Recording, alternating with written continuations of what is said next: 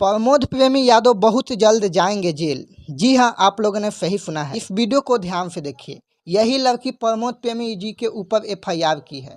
आप सबको बता दूं कि ये लड़की का नाम है प्रियंका राय और आप लोग इसे भोजपुरी गाना में देखे होंगे, खासकर प्रमोद प्रेमी यादव जी के गाने में। ये लड़की प्रमोद प्रेमी यादव जी के साथ 2013 और 14 से ही काम कर रही है, लेकिन अचानक क्या हुआ कि आखिर प्रमोद प्रेमी यादव जी के ऊपर ये लड़की जो है जाकर एफआईआर कर देती है। तो पूरा वीडियो को ध्यान से देखिएगा।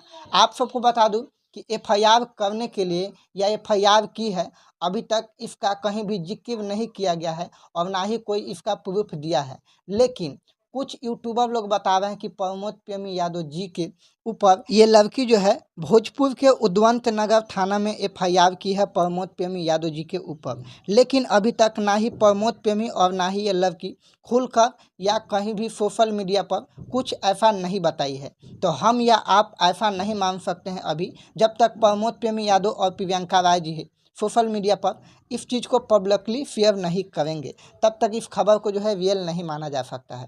बाकी आप सबको इस वीडियो पर क्या कहना है कमेंट में ज़रूर बताइएगा।